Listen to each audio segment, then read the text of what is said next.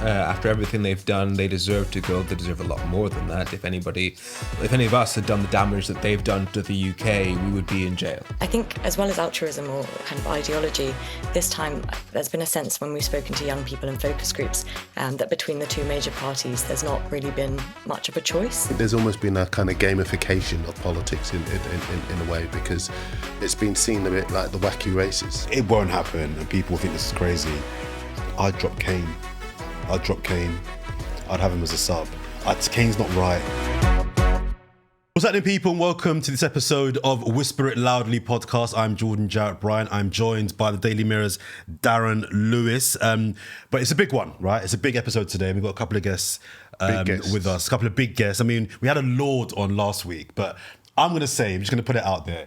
We've gone up a level. Yeah, we've gone up a level. We did have Lord Simon Willie on last week, but you guys, listen, you're blessing us today. So I'm really pleased to have you guys on the pod. Just before I introduce our guests and get into what's going to be a very meaty podcast, I want to big up Colour It in Studios, where we record our podcast.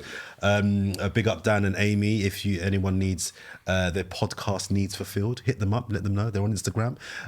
We've been recording our podcast What's here now. What's the Instagram tag? Dan? Colour It in Studios. Colour It in Studios. That's the Instagram tag. Hit them up, the TM, and they will get back to you if you need any recordings done. All right. So it's a big podcast, as I mentioned today. We are recording this just hours after the results have come in that it's a new government in town. Keir Starmer is the new Prime Minister, and I think we need to get some political heavyweights on the pod to dissect all of this. We are first of all joined by Femi Oluwole. He's a campaigner and political commentator. Good morning, sir. Morning, John. You well? I'm on zero sleep, but well is stretching it. You're getting there. Okay, yeah. Okay. Well, hopefully by the end of this we can we'll be lively and fully awake. And we are joined down the line from More in Common, a pollster firm, Anouschka, Rajah, researcher and data analyst. Even put my teeth in. Mm-hmm. Good morning, Anouschka. How are you? Hi, Anouschka. Morning. I'm good. I'm also running just on caffeine. Are you? With you. So I'm going to guess that combined between the four of us, we've had 15 hours sleep. Is that accurate? 15? Yeah, that's accurate. I've had 4. Femi? 0. Anouschka? 1. 3. Wow. So not okay. I overestimated how much hours sleep we had. I had the most sleep last night then. It wasn't even that much. All right. So as I mentioned, big day. We're going to focus for our listeners and our viewers mainly today on politics, and we'll get to the football a bit later on for obvious reasons. But there is a big England game coming up this weekend. So me and Darren will chop that up a bit later on. But in planning this podcast, guys, I wanted to be really optimistic and energetic and vibrant, because I think for so many people across this country, it's for everybody, but it's a momentous moment, a day, a period in time for this country, because for so many people under 14 years of the Tory government, they've been, they've had their house prices gone beyond what they can afford. Their bills have gone through the roof. The rhetoric around black and brown people has been disgusting. You know, the policing of various people, the stances when it comes to Windrush and what's happening in Palestine and Gaza, and the scandals, Partygate, Bettinggate. There's so many things have been going wrong that people, I think, for many people, this is a really, really important moment. I want to try and give it a bit of oomph and energy that, yes, new dawn, new government in town, let's go.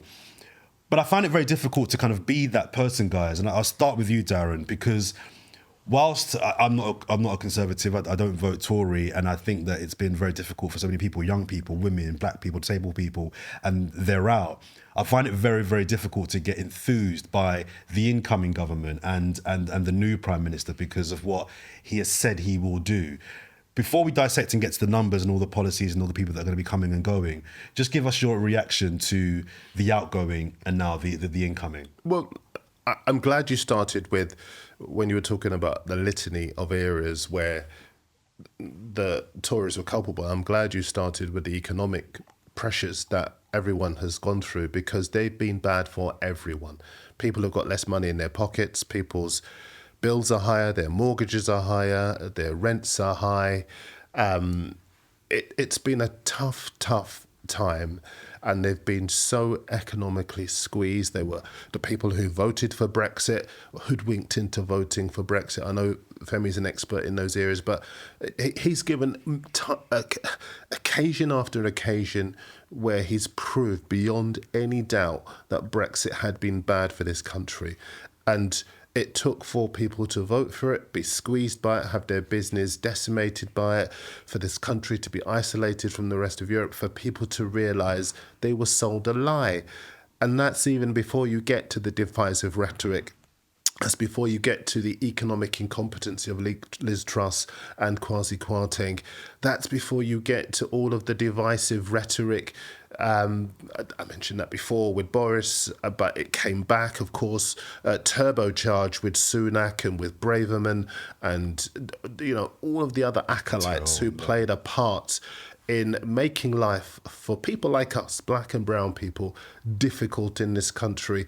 And if you like, emboldening and spawning the rise of reform. So I can understand why you have trepidation about this new moment, but I think it is important that we've drawn a line under the old moment, because these guys who have left have been horrific for this country, have been horrific for us and our families, our kids, our friends, our mothers, our fathers, our communities. They've been terrible, and I think we cannot see the back of them soon enough. Yeah, a few top lines before I come to you, Anouschka and Femi. It's pretty much a Labour takeover. Keir Starmer is only the 7th Prime Minister to come from Labour in this country's history. Conservative. There was a really good line. I watched the Channel 4 coverage of the Channel 4 man watching the Channel 4. Well, I'm a company man. What can I say? I'm a company man. And Gary Gibbon, Channel 4 News' senior great colleague, isn't he? He's brilliant. He came up with a really good line early on where he said, "This is one of the worst nights, if not the worst night, for the Tories ever. Yet they'll be relieved." Because I think what he was trying to say was it could have been so much worse. The projections were it was going to be even worse than it was. And I think that kind of surmised it for the Tories really well. Femi, let me come to you next. I mean, first of all, what are your initial reactions to what we've seen and what do you make of it? So obviously I am happy to see the Tories go. After everything they've done, they deserve to go. They deserve a lot more than that. If any of us had done the damage that they've done to the UK, we would be in jail. If we, I've said this before, if I'd lied on my taxes and deprived the public purse of, say, £1,000, I'd go to jail. They lie on a bus about Brexit, cost the public purse £40 billion a year, 100 billion from the economy. They get to be Prime Minister. They have done so much damage. Misconduct in public office doesn't even come close to calling what they've actually done. When you look at the fact that they deliberately went against their experts on COVID, on Brexit, on the economy with Liz Truss, they have damaged millions of people. So they had to go. And there's a difference between, I think it's still legitimate, even though we aren't happy with Keir Starmer, to celebrate the departure of the Tories. Because, let's say, the leadership of the Tory party and the leadership of the Labour Party, there isn't that much difference there in terms of what sort of rhetoric they've been giving out over the last 4 years. However, the real difference, the real victory here is a change with the membership of the party of government. The membership of the Labour Party is more or less aligned with progressive values. That's who the engine behind the Labour Party. However, on the Tory side, they are literally the worst people in the country. When you poll them, half of them believe that Islam is a threat to the UK. 63% of them, compared to 13% of them, are against the very idea of wealth redistribution. So they're fundamentally against equality. So the people who essentially the government rely on, that has gotten better as a result of this result. Anouschka, let me come to you now. How, in terms of the reality of what ended up happening, how close were you guys in the predictions and what you were expecting? Was it far off what you were expecting, or was it quite in line in terms of the numbers? Just generally, we'll deep dive a little bit in a short while, but just generally, is what transpired what you were expecting? Yeah, so as you alluded to, I think it was on the upside for the Conservatives relative to projections. In terms of our seat count, we were quite close on the Conservatives, so pretty much in line with expectations, but Labour haven't done quite as well as we were projecting. And in part, I think that's because we underestimated, as many pollsters did, the impact of those smaller parties. So we've actually seen a record number of seats go to neither of the main parties, some going to Reform, Green Party and independent candidates as well. So I think that was kind of the element of surprise for us. Anouschka, over 4 million people voted at the point that we are recording this. Over 4 million people voted for Reform. Is that more than you expected? Less than you expected? So it's about in line with what we expected in terms of polling vote shares. It's definitely kind of crept up in recent weeks since Nigel Farage announced his candidacy. We've seen that come down a bit in terms of expectation around some of the racist remarks that came out and candidates being dropped. But it's definitely true that a high number of people voted Reform as they were kind of expressing intention to. And I'm asking you about it because, I mean, I've been kind of concerned by the number of broadcast outlets that have been talking about it almost with giddy excitement rather than the concern that we as black and brown people would have for what it means for our lives around the country, even though we're trying, there's an attempt to seduce us into believing they're all about fairness rather than the rhetoric that empowers our safety and our life choices day to day. How do those numbers translate into actual MPs in Parliament as things stand? Just for the people watching who might not know.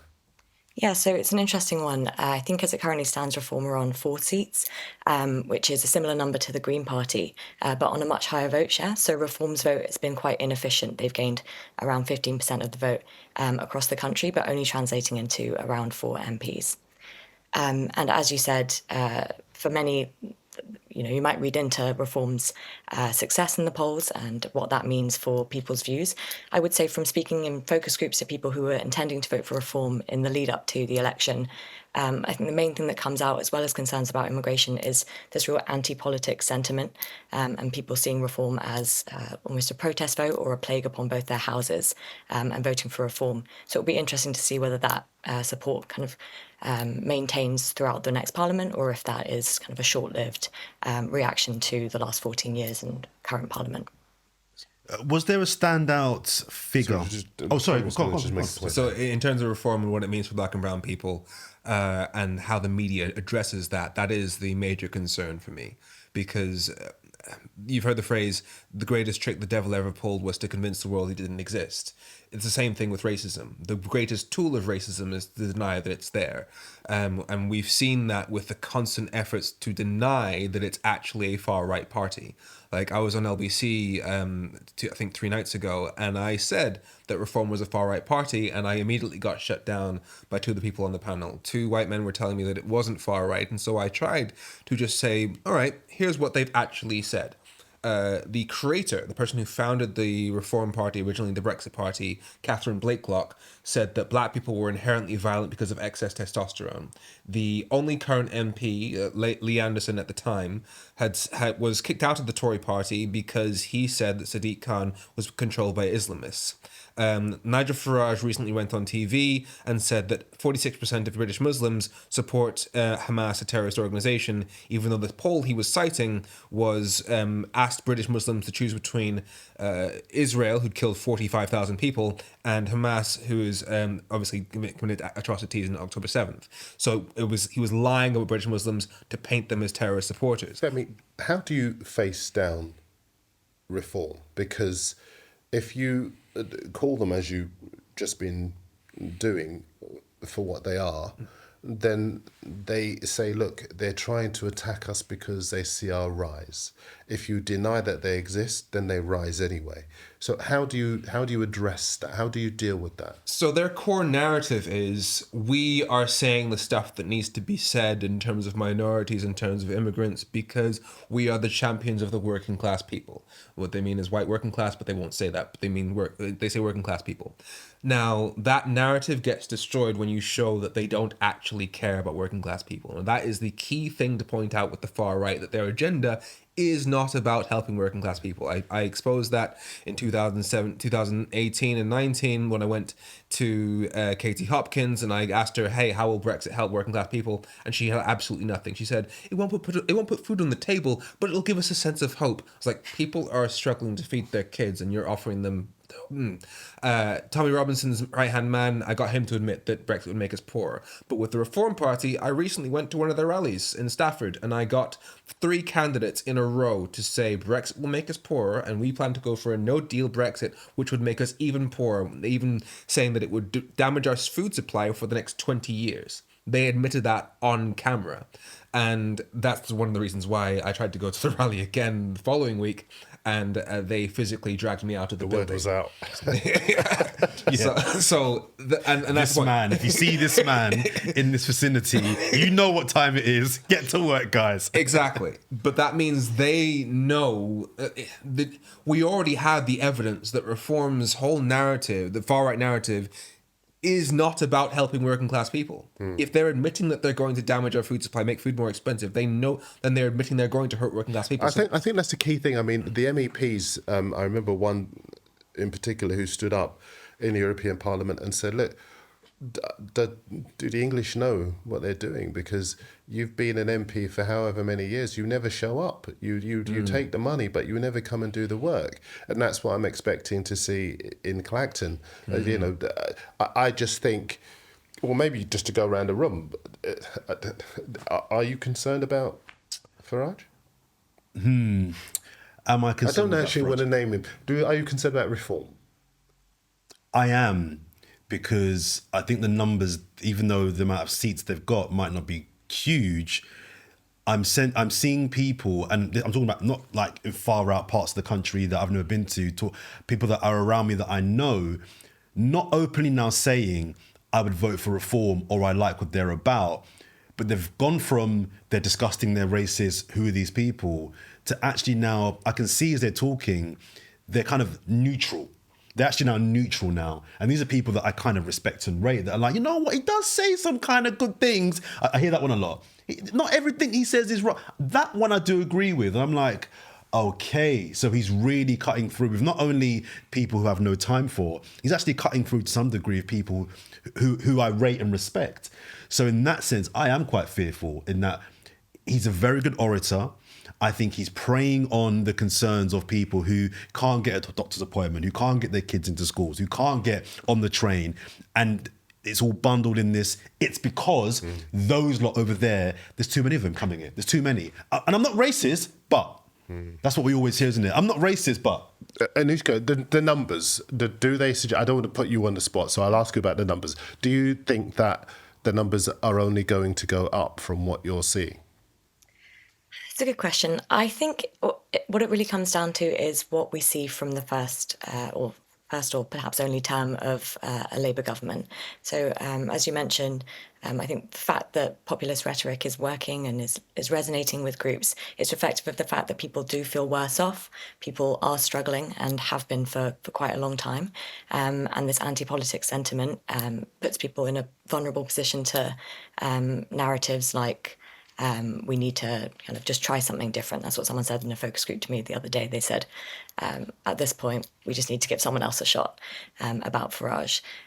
So I think it will depend on whether Labour is able to meet the public's expectations on delivering on what they've promised and showing that there is change, because there's a real kind of sentiment that it is time for change, and that message resonates really well with people. So if they're able to kind of demonstrate that, then perhaps they'll be able to put people in a position where they're not so vulnerable to this kind of rhetoric. But it remains to be seen whether that is realised.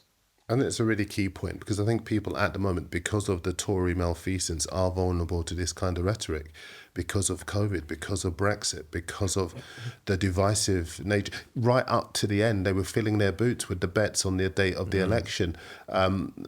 You were seeing shipping contracts given to ports that had no ships, areas that had no ships. The Tory malfeasance, there's a long list of it.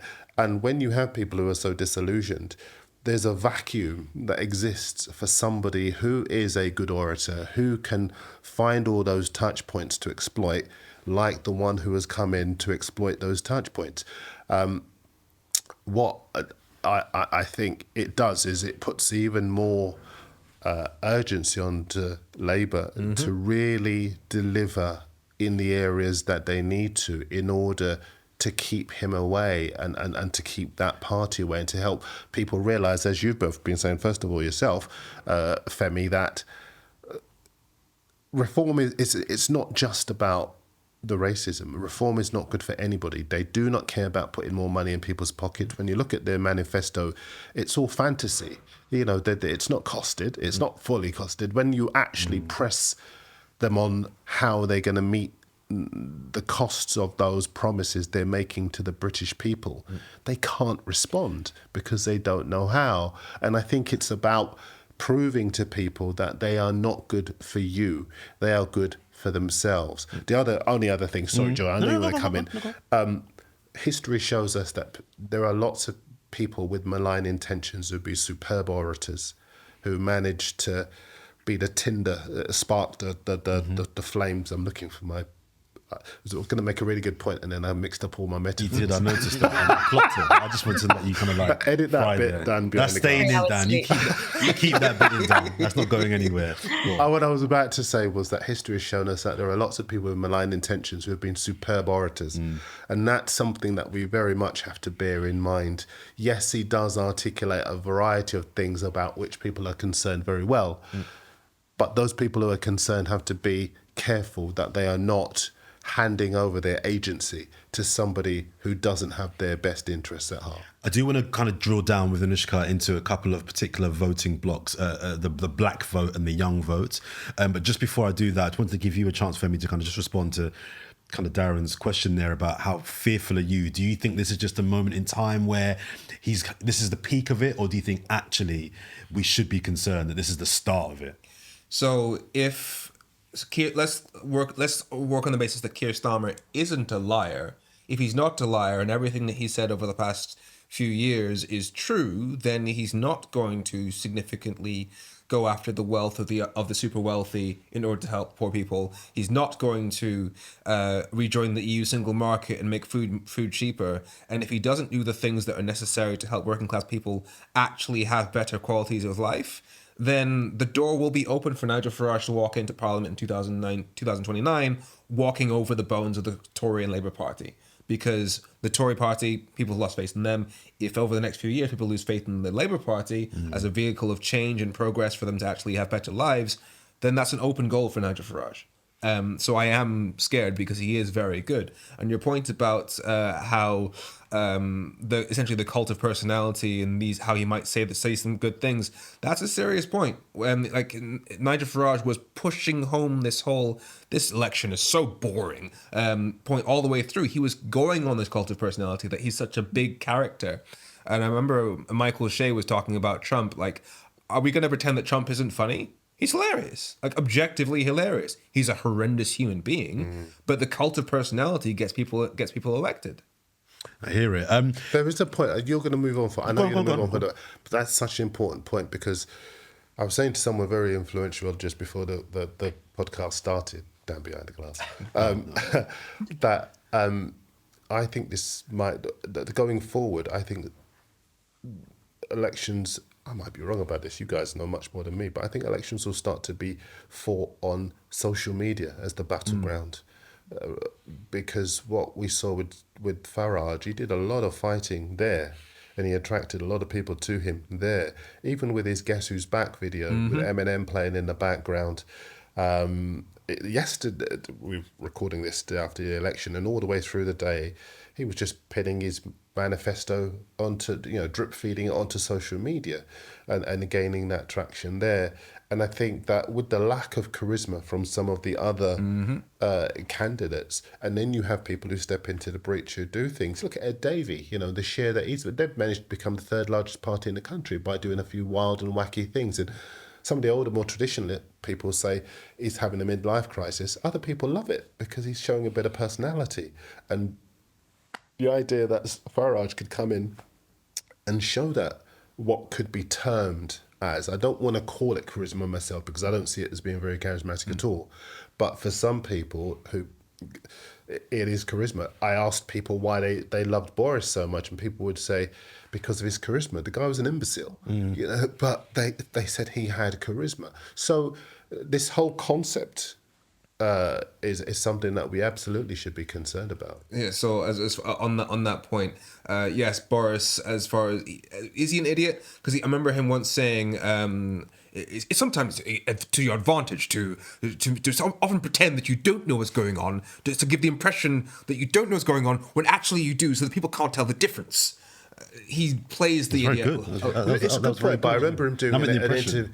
the impression was excellent, actually. Do the rest of the podcast.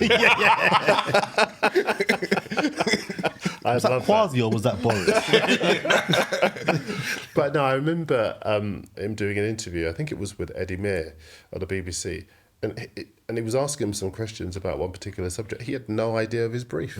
He hadn't read his brief. He's a black guy. And there was an arrogance about him that encapsulated the Tories and this vintage of the Tories, because there have been previous vintages where even if you don't agree with their politics, they were honourable men. Credible, yes. Yeah, they were credible men. But I think as far as he was concerned, some people say it is all an act. It might well be, but there is a long, recent history of Boris not being in charge of his brief, whether it's our safety with COVID, and you said before, not listening to the scientists who were either standing alongside him and subsequently went on to say he didn't take our advice, to the economic areas that have left this country in peril, all sorts of areas. He was not in charge of his brief. So I think the act got him into Parliament, but I think in terms of the detail, and this is why those charismatic politicians and even some cases commentators manage to curry favour, because they are aiming for the people who don't read the detail, the people who don't read the fine print, the people who don't know the facts. They just look for the sound bites and the charisma. Anouschka, let's go now to the black vote. Let's delve into that a little bit. And what can you tell us about who, in terms of in Black Britain, what were the voting patterns? I'm also interested to kind of find out a little bit in terms of Labour and how much the Diane Abbott situation and fiasco hurt, or as it seems didn't hurt, Labour, because so many black people that I know, and I'm not voting Labour, we were saying before with Darren, I'm not voting Labour, they treat them. But actually, is it true that that didn't come to pass and the black British vote did still go to Labour in big numbers? Yeah, so I will just caveat that we don't yet have full data on how the votes break down by demographic. Of course, yes. So what we do is we ask people how they are intending to vote in the run-up to the election, and then kind of apply that to what actually happened. So based on polling last week that we did of ethnic minority voters, we can see that people who are Black British were much more likely than the general public to be voting Labour, as has happened in past elections as well.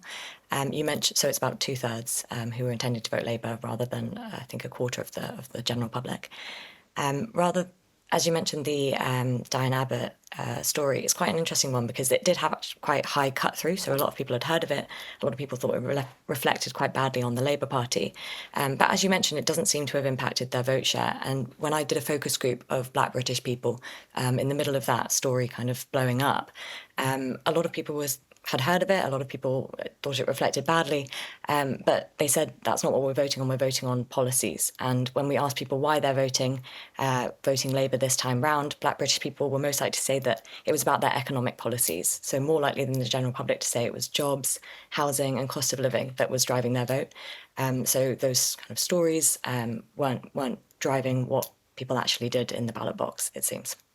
I want to move up onto the youth vote, Anouschka, and young people. But let's not move on from that, because we haven't really done this properly. And I think, you rightly pointed out Jovan, and that Jovan issue wasn't just about Jovan. It's the fact that, again, we have a lot of reason to be optimistic about the removal of a group of mendacious opportunists from government.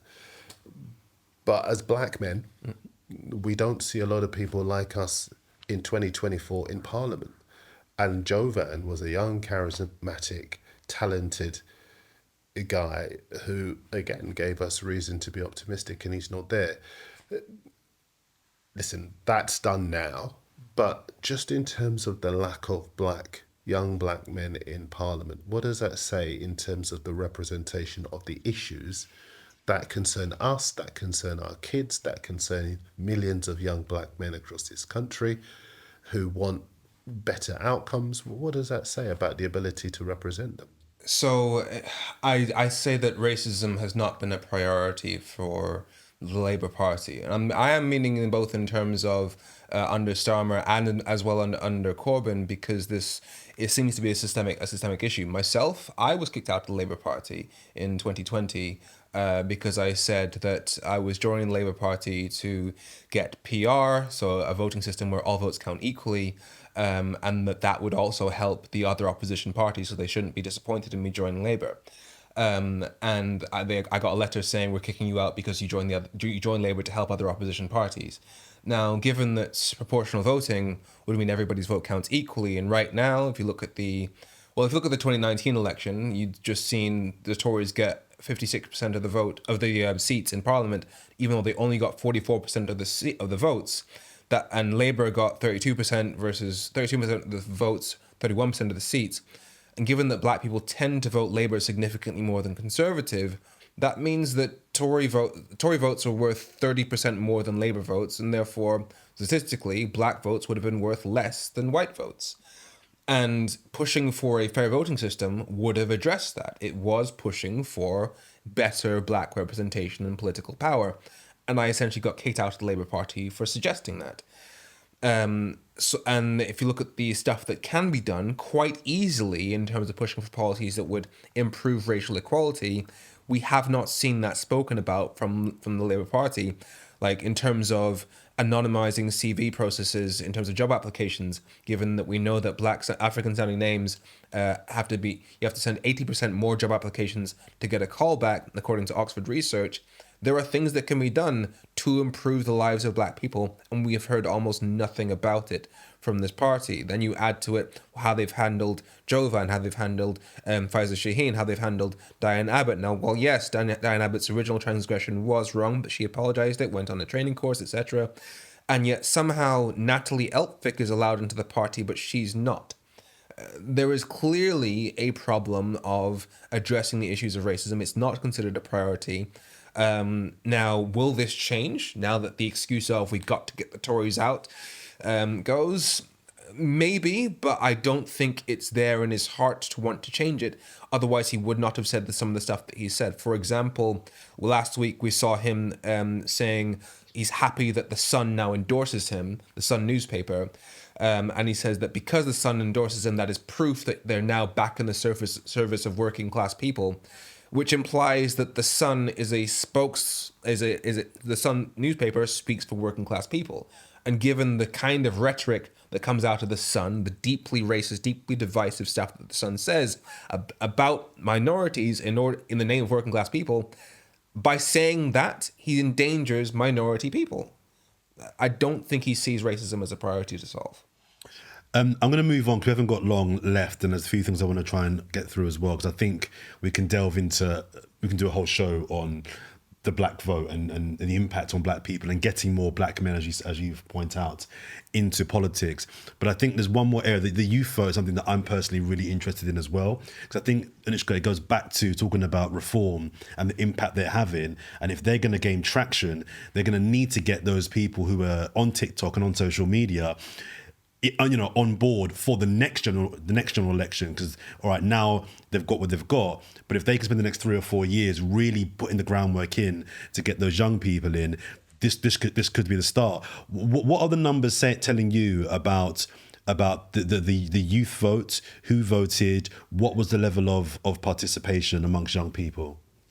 Yeah, that's a really interesting group to look at, the youth vote. I think 3 things about the youth vote that are interesting. The first one is that, as you said, they tend to vote Labour. So for a lot of young people, it will be the first time that they voted in an election and that the party that they voted for has won. So a lot of people might be feeling optimistic out of the young people who voted yesterday.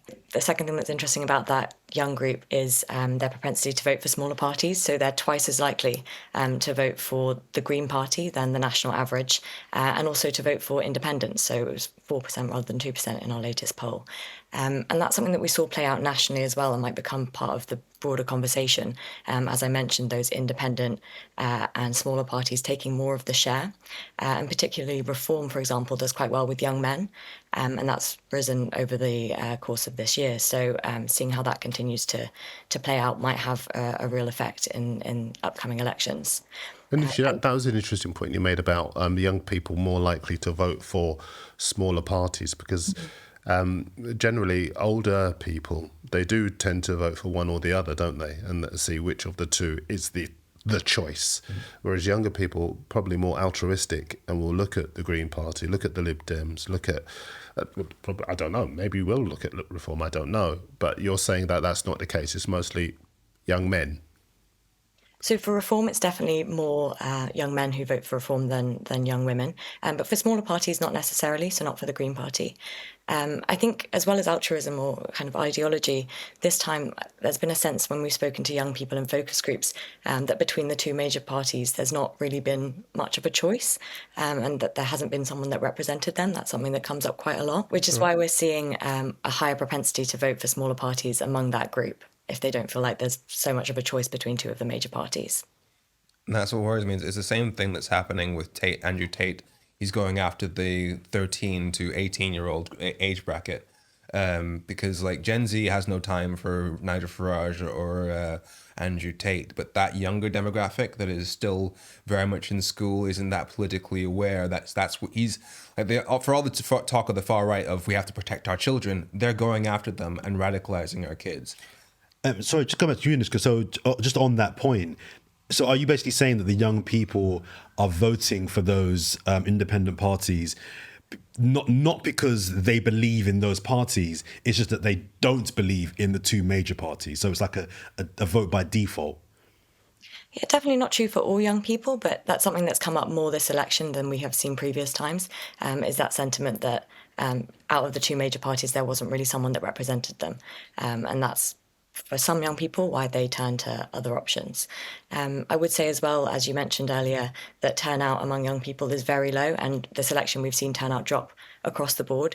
So regardless of the fact that they're much more likely to vote Labour than the general public, or more likely to vote for other smaller parties, we see their kind of interests and votes have less of an impact on the national vote share because that turnout is so low among young people. I mean, Nisha, that's a really good point because Jordan and I were arguing before we started recording this about that low turnout and some people looking at their balance sheets and saying, I'm disillusioned by everybody. And I was making the point that the right to vote is hard won and you got to look at the world around you, the immediate environment around you, and see which of the candidates can improve it. And even if you're not enthused by the two major parties, you have to use your vote. To me, less than 60% turnout is hugely disappointing considering what we've seen over the last 14 years. And considering that there are so many people, younger people, black men, black women, white men, white women, just so many people who have been out there saying, use your vote, use your chance to have a say. And we've been seeing so many younger people becoming more politically aware. I expected the turnout to be a lot higher. Less than 60% really did alarm me. Did it alarm you guys? I am concerned about low turnouts among young people. I'm curious to know if that is also reflected in other age groups as well, Anouschka. Yeah, so we've seen turnout across the board fall, but particularly in young people. So I think it was just over half who were saying that they were likely or certain to vote earlier this week. And among under 25s, it was less than a quarter. That's right. Why do you think that was, Anouschka? Yeah, I think what you spoke to earlier about that anti-politics sentiment, I think the disillusionment over the last few years as people have been sort of turned off by politics, particularly with so many scandals and changing governments. I think politics has been a much bigger part of people's lives than is normal. And a lot of people have kind of been a bit turned off and gone, I'm just going to sit this one out, or not felt that they wanted to get involved. You two dovetail quite nicely because I'm going to ask you, what's the answer? I'll ask both of you actually. What's the answer? Because one of the things I kind of mischievously was thinking was, Femi, would you ever think about standing as? I was going to ask independent? it, but I'm glad Darren did, because Because what we need, what the political system needs, not we, because it's not just us. It's black and brown women, it's young white men, young white women. What the political landscape needs is younger people who speak to them. And I think they look at the landscape and see older people who speak to an older demographic, and that's why they become so disillusioned in the opportunities. Yeah, it's a vicious cycle. If you don't see people that you can see yourself in politics, you don't think politics is for you. For me, I was born in Darlington in the Northeast, grew up in the West Midlands. And so for me, politics for much of my youth was basically old white men shouting at each other in 100 miles away, all wearing suits. And the media plays a part in this as well. And nobody seems to be allowed to discuss politics unless they're wearing a suit. That idea that it's just not for you is constantly pushed out to us. I think one of the ways you deal with that is by more of us getting involved, those of us who are politically engaged. But also we need to push for Starmer to lower the voting age, which he says he's going to do, to 16, because I think that would make a huge difference. I think that because we have the voting age at 18 right now, the voting age isn't actually 18, it's 20 and a half. The fascinating thing is, when you say, and I apologise for interrupting, I'll hand it back to you in a sec. Over the past few months, we've been seeing young children marching, expressing their concern over various issues, and lots of people saying, it's a disgrace, why would you? And it seems as though if people's politics don't align with what young people are calling for, then they will deride those young people. But if those politics do align, then they'll say, isn't it wonderful that kids are in front? So that even could be something. That on that point, yes. And within the Conservative Party, to join and vote within the party, you just need to be 15. Yet they are against lowering the voting age for national. So if you're a Conservative, you can be politically active. But if you're not, no. And in 2019, there was actually a vote in Parliament as to whether or not to allow 16-year-olds to vote. And the reason they gave, it was Tobias Ellwood, that he said, while the age of voting is a discussion that should be had in this country, to suddenly thrust it upon us now, when we know to probably favour one particular party, now is not the right time to do it. So literally saying it would help Labour, so no. And as far as the voting age in general, the voting age, it's a lie to say that the voting age is 18. The voting age is 20 and a half, because your average person only gets to vote every 5 years. So not everybody gets to vote when they turn 18. And that sends the message to everybody that's below 20 and a half, i.e. pretty much below uni age, that politics isn't for you because you haven't got a say. Whereas if the voting age was 16, then at least the conversation of who were you going to vote for and why would enter high schools. That would increase political engagement at that age, and people would be more informed and less susceptible to misinformation because they'd have heard about politics and been discussing politics for much longer. Just a last question from me, and then I'll hand Keep it brief, please. We got a wrap, and I've got two more I want to get in as well. So can you keep it brief, please? If the voting age did come down, who would benefit most? It's just a quick one to both of you. That's a good one. I think minorities would benefit most because we have seen a generational shift in terms of the acceptance of inequality. Gen Z does not accept inequality. That's the reason why the supposed cancel culture is a thing, because it's now basically poo or get off the pot. If you're not supporting equality, we don't want to hear from you. And that's millennials and Gen Z. There has been a cultural shift. And so if you did allow more young people to vote, we would get more progressive policies. So, yeah. Anouschka, do you agree?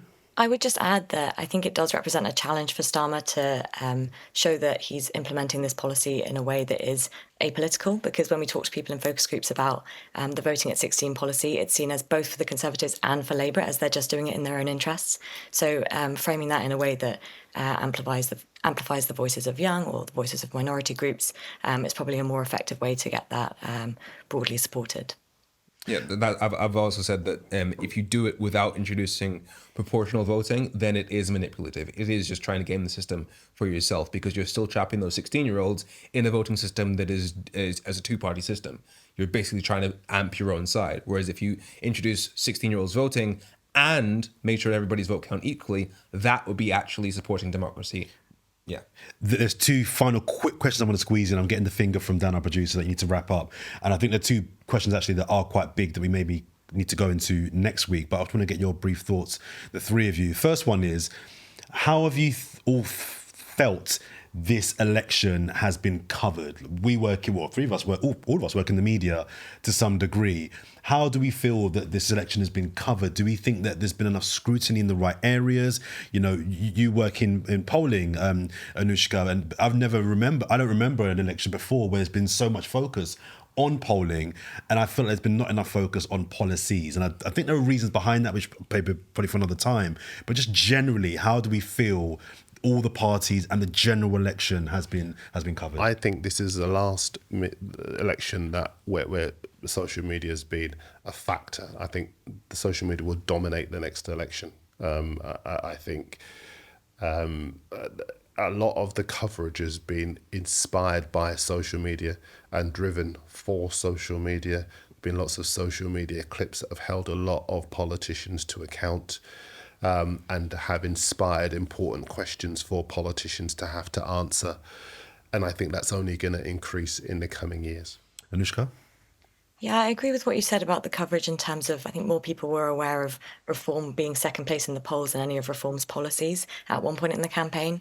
And I think that the coverage of particularly scandals and kind of day in, day out, checking in on what the parties are saying about X scandal or Y scandal, just adds to this kind of turning off people from politics, and making sure that the concerns of ordinary people and what actually matters to people, like cost of living, NHS, housing, and so on, is covered appropriately. Is, I think, potentially a way to get more people to actually take notice and listen. Just before you come in, I think there's almost been a kind of gamification of politics in a way, because it's been seen a bit like the wacky races that Labour have led by not having to do too much. The Tories have basically been a calamity from start to finish, with Sunak in the rain and Sunak horrendous disrespect for the D-Day veterans, and a litany of PR. I wouldn't even call them gaffes, because that makes it light-hearted, but just elementary fails all the way through. And then Ed Davey just having a good time and ending up with lots of seats. And then, of course, you've got Reform, who have picked up on all those people have looked at the two main parties and thought, these guys are more shambolic than the security at Holloway Prison. This is ridiculous. Femi, what have you made of the coverage from the media, be it papers, broadcast? So this entire election has been a lie, say it bluntly, because every conversation has been, oh, you want to do this, how are you going to pay for it? But the politician then goes, oh, we'll improve growth. How? We'll just investment, etc. Yeah, there's only one policy that all economists agree would significantly improve the growth of the UK economy, and that is rejoining the EU single market. That's the only one that would, in massive numbers, and we're talking like 40 billion in extra available tax revenue. The only one policy, and yet nobody mentioned it. And to think about how insane that is in the context of the current government, the current outgoing government, was elected on one word alone, and that was Brexit. That was the thing that created the current government or a previous government, and yet there was no scrutiny of how that actually has affected people during this election. Mm-hmm. And it's insanity, especially after 6 years of debate, specifically on the question of, will Brexit be good or bad for the UK? And that wasn't a discussion point in the media. That is the gaslighting. You're supposedly somehow some Romaniac that needs to get over 2016, even though it's affecting people right now today. It is a significant factor in the cost of living crisis, and it was not given any airtime. I think I was going to ask, run out of time, I was going to ask about Labour and what we expect from them. But I think once the cabinet has been formed over the weekend next week, I think it's maybe a better question to ask then, because they didn't have a particularly great night. Although they had, great numbers, there was a few MPs that were expecting to hold their seats that didn't, and a few. It wasn't a great night overall, and I think we need to scrutinise Labour in depth. We can do that on the pod next week. Listen, Anouschka and Femi, we're going to let you go because me and Darren are going to talk about the thing that we're paid to talk about and the thing that we do know something about. Apparently. Some people say we know a little bit about football. But both of you, thank you very much for coming on the pod this week. Thank you so much. Thanks so much for having me. Thank you. And Will you come back? Will you agree to come back? Because we learned a lot today. Yeah, and I look forward to listening to next week's deep dive into Labour as well. Okay, big up and thank you to Anouschka and Femi for joining us. We're going to get into some football talk now and finish with some England Euros chat, myself and Darren. Big game on the weekend, but at the point of recording, or the point of listening for many people, England are either out or are through to the semi-finals of the European Championships. There's been lots of leaked reports of a change in formation for England. From 4-3-3 to 3-4-2-1. 2-1. Yes. What's your thoughts on that? I'm not too concerned by it. I think it allows us to get a lot of good players into the team. I'm not really we've debated this a lot, and I'm not necessarily a fan of shoehorning players into the team for the sake of it. But I still think we're searching for the right formula, in stark contrast, say, to the Germans or the Spanish, who have found their formula already. One of those two are going to be out, obviously, on Friday night. And I think, as I've said right from the start, if England play badly but get through to the final and win it, it might well be that their best performance is in that game. Nobody will care how they played. Nobody will care. We will say we haven't had an entertaining experience, but we'll have won our first major trophy since 1966, and I don't think it will matter. I really don't. By the time you get to the final, all you want to do is win it, and that's what finals are for winning. And there is history. Greece were not particularly inspiring when they won the Euros in 2004. Inter Milan, I'm in two minds about Inter Milan, because I quite liked Inter Milan 2009 when they won the Champions League. They actually won the treble that year under Jose Mourinho, and I thought they played okay.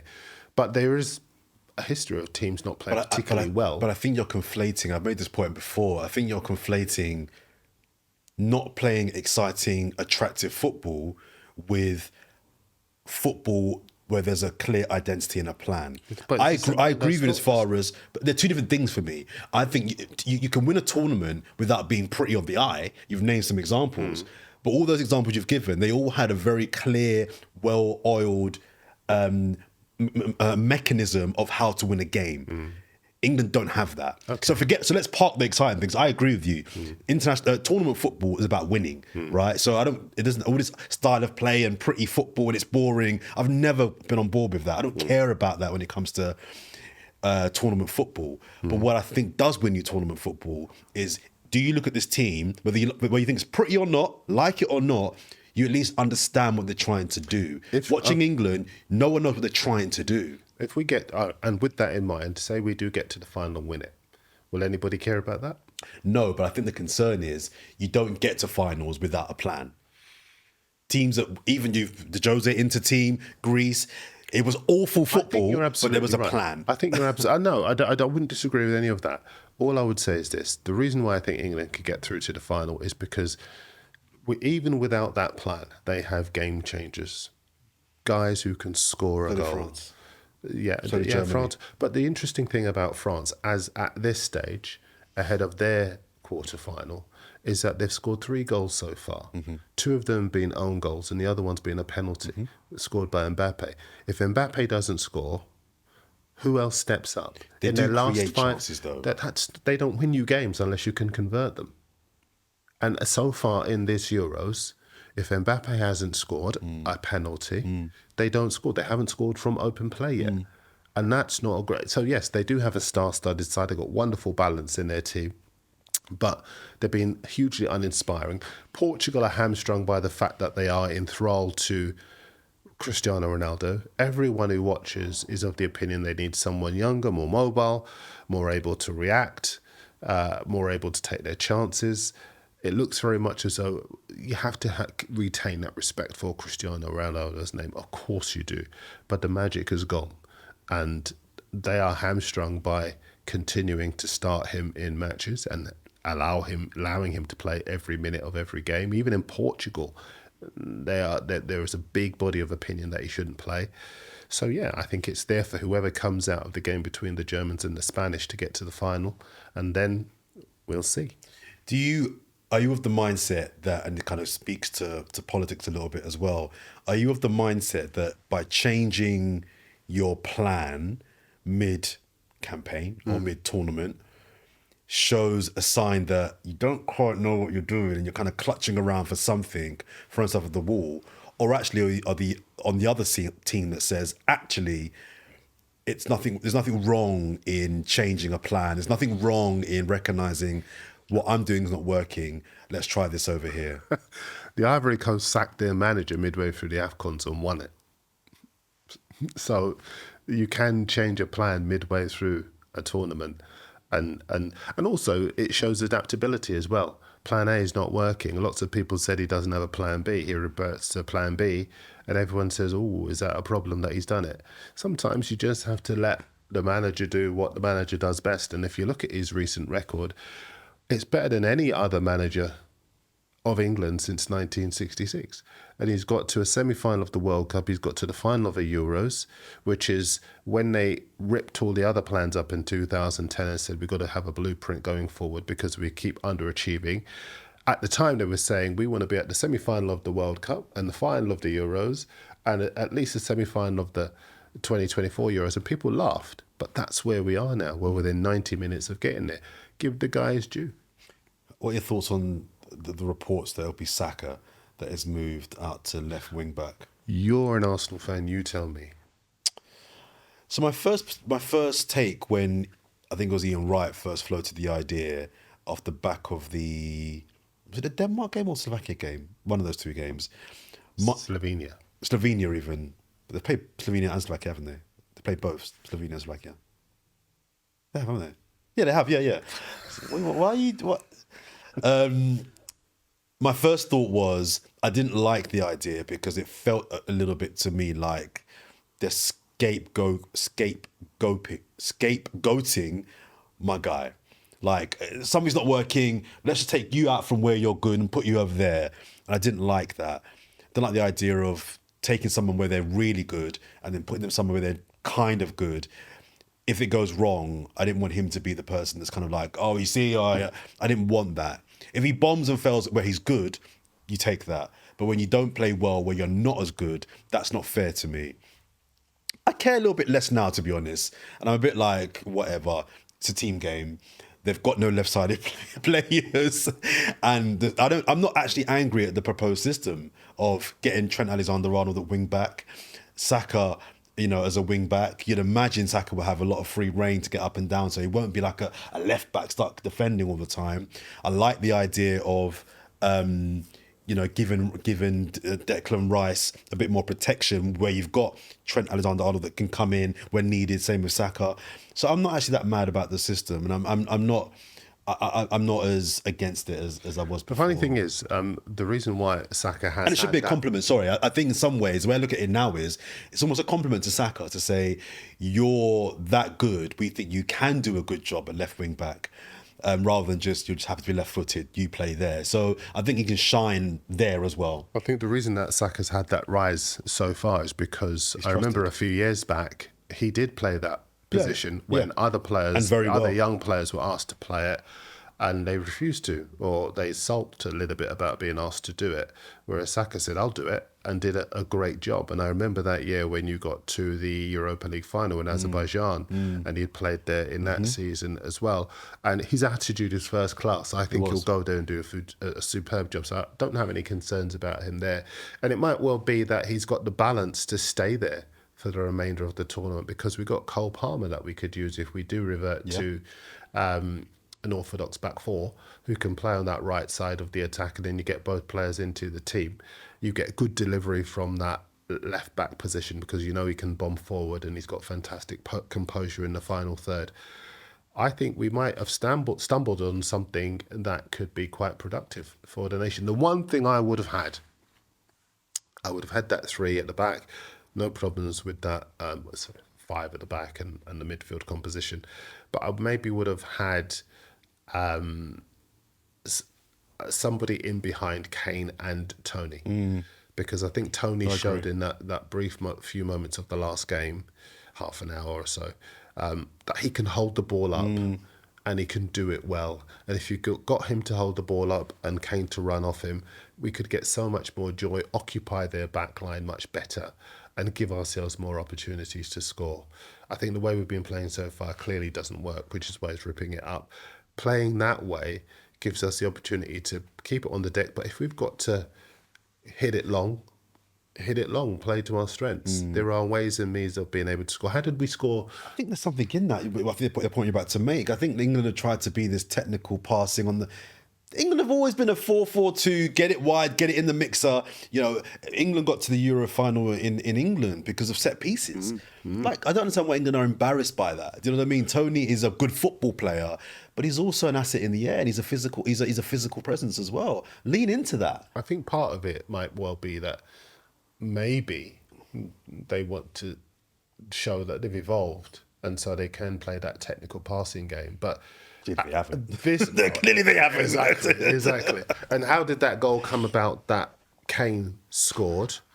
Wasn't it a set piece? In fact, both the goals were set pieces. Both were, yeah. And there were balls into the box that caused Get chaos. it in the mixer. And I know that doesn't sound particularly reconstructed, but I think at this stage you have to be pragmatic. These games now, 3 games away from the final, 2 games away from the final, they're for winning. They're not for pretty football. So just to wrap, let me just ask you to give me an answer on both scenarios. So This is before the game. We're recording until Friday now. England win on the weekend. Where are you with England? Because that would be then them taking on Holland or Turkey. Holland or Turkey. Yeah. If England were to win this match, are they favourites then for you? Would you expect them to then go on to win this tournament? It's a hard one. It's a really hard. I wouldn't expect them to win the tournament. I think the Spanish will win the tournament. The Spanish are outstanding. Rodri in the middle of the park, Pedri in that central area as well, pulling the strings. Nico Williams on the left side of the attack, Lamine Yamal on the right side. Even allowing for Morata misfiring, they play such fantastic football. They've got fantastic balance as well. I really like them in terms of being the favourites. I don't want to take anyone else for granted. The Turkish, the intensity that the Turkish play with, I wouldn't want to write them off. Netherlands have got brilliant defensive strength as well, and Gakpo's in the zone with them as well. I know you can say, and you'd be justified in being a bit meh, but I think there are certain players where when you put them with their national sides, they light up. I always remember Milan Baroš, outstanding with the Czech Republic national side. With Liverpool, he was very much of a muchness. So I wouldn't want to disrespect any country by writing them off, but I think England, something just says to me, England have got it in them to not play brilliantly well, but make it through to the final. All right, and if England lose to Switzerland, what is the analysis? What is the review? Where are we? England got to a quarter-final of the Euros, knocked out by Switzerland. Would that have to be the end then of Gareth Southgate? No, it wouldn't, because he signed a new contract to 2026. Do you think it should be? No, I don't think so anymore. I mean, listen. Phone behind the glass is laugh. Well, I can hear him. It's a weird one, really, because I think this is an England side that does need more dynamism. It needs a front foot manager, and it needs somebody who's prepared to take risks. And Gareth is very safety first. And he's always been very safety first. But then that's what's got us our best results since 1966. The problem is that where we are now, we've got to be winning things. And you can talk about evolution, but if you only talk about evolution, you become like the Belgian side that have largely underachieved, rather than the Spanish side that realised we were bridesmaids for a long time. Now we've got to win things. Real Madrid, people say they're winning everything at the moment, but between 2004, 2011, they couldn't get past quarterfinals of the Champions League because they needed someone to get them over the line. And I think that's where England are now. We've got fabulous players. We've got to get the right system, even if it means dropping some top talents to the bench. Well, I was gonna just end and say it won't happen, and people think this is crazy. I'd drop Kane. I'd have him as a sub. Kane's not right, and I know he's the best finisher in the squad, arguably in the competition.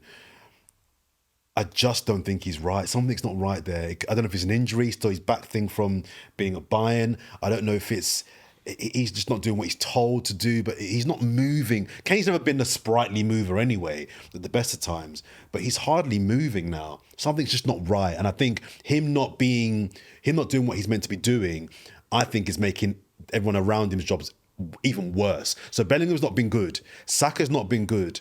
Foden's not been good. They have not been good. I think they're being made worse by the fact that the central figure, the main man, he's not moving. He's just not moving, and I would drop him. It's a big call, and it won't happen, but I would drop him. I'd also finally just to say, tempo.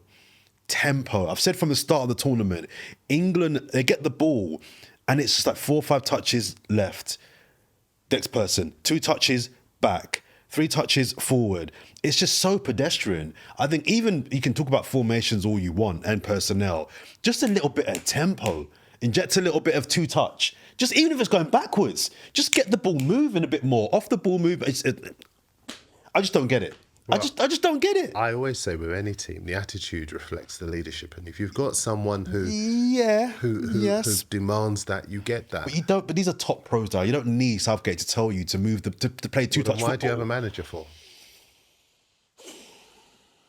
It's the manager's job to dictate that tempo and to have an idea about the way he wants his teams to play.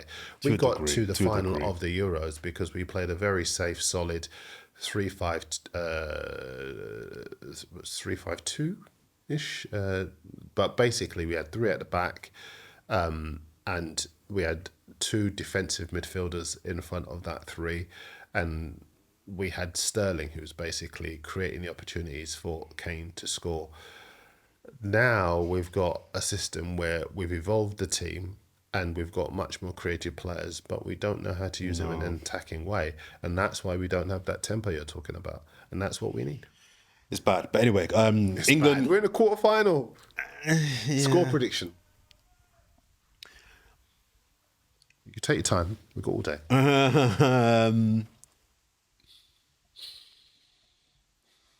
I think it'll be 2-1. I think 2-1 as well. Thanks for watching. Sorry, I think 2-1 as well. I think 2-1 England. I think England will find the way to get the 2 goals. I don't think it'll be pretty again. I think it'll be better, but I don't think it will be thrilling. But I'm with you in the sense that it doesn't have to be thrilling. Just get the job done. That's us. I think we've got Troy and Hugh, full crew back with us next week. Thank you once again to Anouschka and to Femi joining us earlier on. Don't forget to subscribe to us if you haven't already. Please do so here on YouTube. Slap the subscribe button. Leave us a comment. Let us know your thoughts on your reactions to last night's general election, incoming government, new Prime Minister, and your thoughts on England's proposed new tactics. Yeah, how should they play in your opinion? Do you think they should stick with that 3 at the back, or what formation would you go with? And also, if you're watching this after they've played, give us your thoughts on how they play. Love that. Also socials, we're on TikTok, Instagram, Twitter as well. Give us a follow there as well. Until next week, we out. Peace.